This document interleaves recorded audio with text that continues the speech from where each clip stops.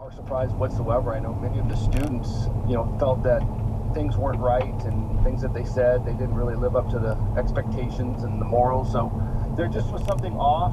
They've been in place for many, many years, kind of with no oversight or control. If you complain to somebody, basically they could come right back at you and make it so uncomfortable. Many families left, or many people were shamed or embarrassed, and it was kind of her way or the highway. So, absolute power corrupts, and that's really a classic example. The saddest part is that once the school identified the problem 6 months ago, they kept it away from everybody, and then, the only comments we had were, boy, they feel bad, but we're handling this, we're not going to press charges, and pray for them. And we're like, pray for them. You robbed our children of a good education, and, spiritually and emotionally, it's really tough for young kids to deal with something like, none stealing and not living up to the vows of, thou shalt not steal. And what now? I mean, I'd read somewhere in some copy that you were thinking of kind of trying to make sure that they are prosecuted in a criminal sense. Is that something you hope to see happen? Well, it's funny you should ask. Shortly after this phone conversation, and head down to the Torrance Police Department, which is the local jurisdiction of where the school's located, and potentially I'm expecting to be able to file the criminal charge to finally engage the police department. The entire time this has gone on, there's not been any sort of criminal complaint filed, only because the Archdiocese and the school have declined to do so. So I've been discussing this for a matter of time with the police, and they've asked that they kind of analyze the situation, and they've had several complaints, and they expect me to come in and be the lead one to file, and then at that point they will open a criminal investigation. The fact that it was our children who were wronged and it's our money that they misappropriated, it's appropriate for us parents to bond together and actually file the criminal complaint and take it out of the hands of the Archdiocese and allow the local police department and forensic investigators to actually do their job and get subpoena power and actually go to the bank and open up these accounts to see exactly where this money went. As of yet, the only information they've gotten was through kind of an immunity deal where the order where the sisters were basically employed or belonged to has agreed that they would cooperate and share information as long as they were granted immunity from prosecution up to this point.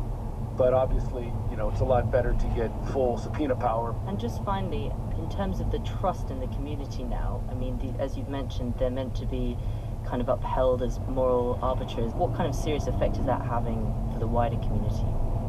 That's probably the worst blow. I mean, it is a wonderful school. The family, the kids, the community have all really come together. It was a wonderful time, except for their control and dominance.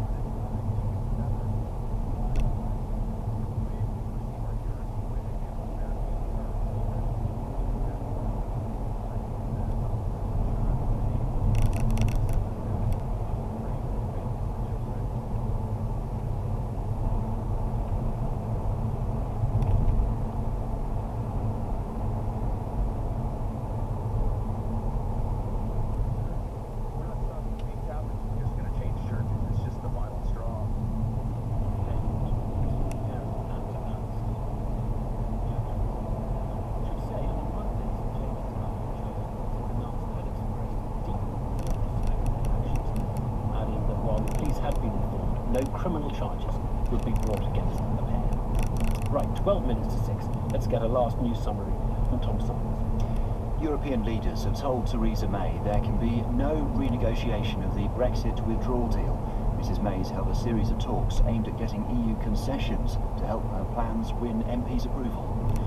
The convicted paedophile Russell Bishop has been sentenced to a minimum of 36 years for the murder of 2 young girls in Brighton in the 1980s.